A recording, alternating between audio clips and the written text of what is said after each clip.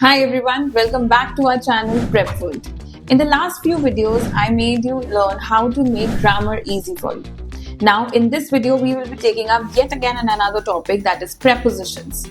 Now, when you listen about prepositions, you fear them, right? But do not worry. At the end of this video, you will be having certain cool tips and tricks that are going to make your prepositions easy for you. So, without any further ado, let's dive into that. Let's start from the basic.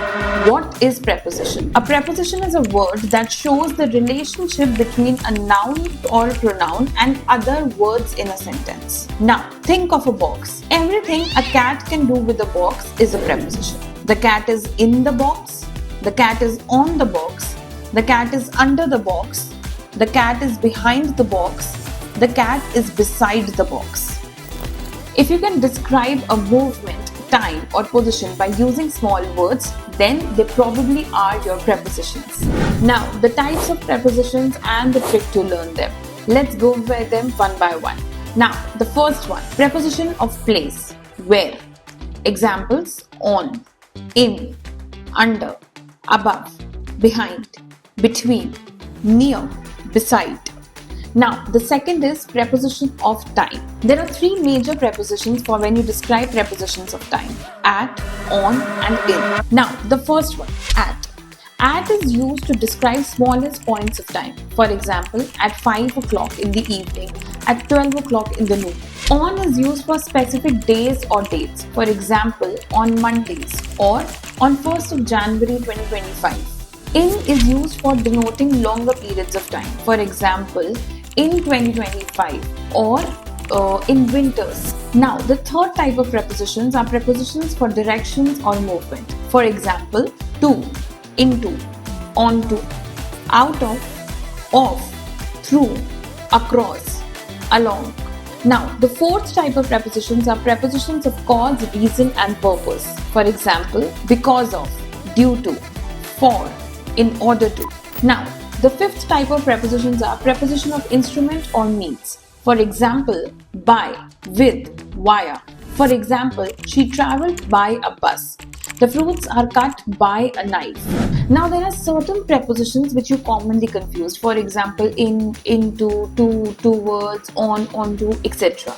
Let me tell you two simple tricks through which you will never be confused in these again. Now, the first one is in versus into.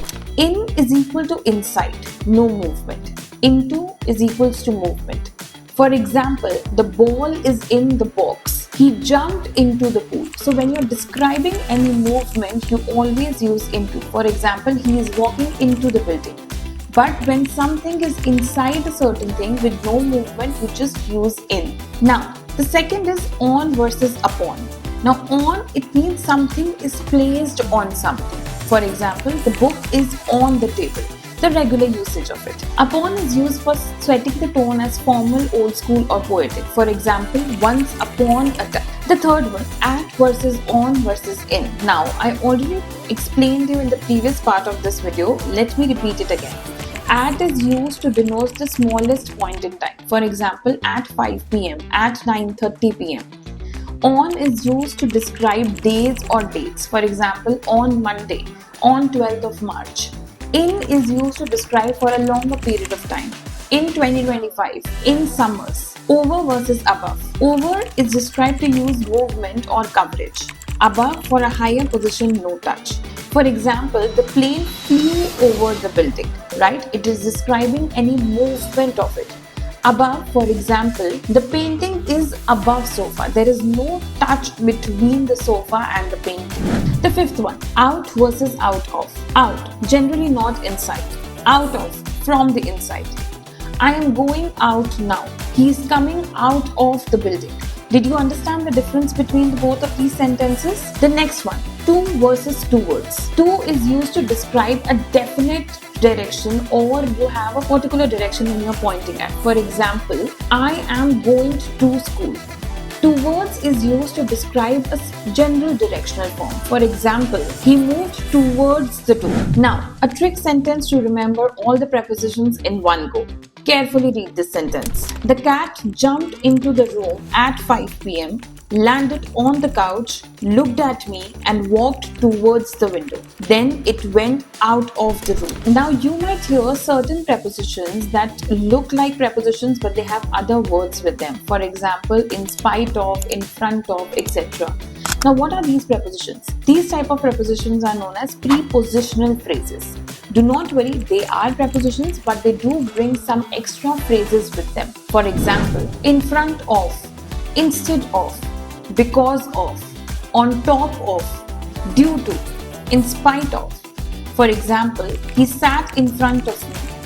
In spite of the rain, we went out. And just like that, you have mastered prepositions. Now, I know that prepositions is a very long list, but these are the basic prepositions in which if you are able to make out a difference, you can actually improve your English grammar a lot. Now, here is an exercise for you. Of all the types of prepositions that I've taught you right now, I want you to pick one preposition from each category, write down a sentence and drop them into the comment box. I will definitely check them out and reply to you in the comment section. For more such videos and to make the grammar easy for you, make sure you follow the channel, subscribe to it, like and share the video, and keep an eye on all the videos that we are posting here.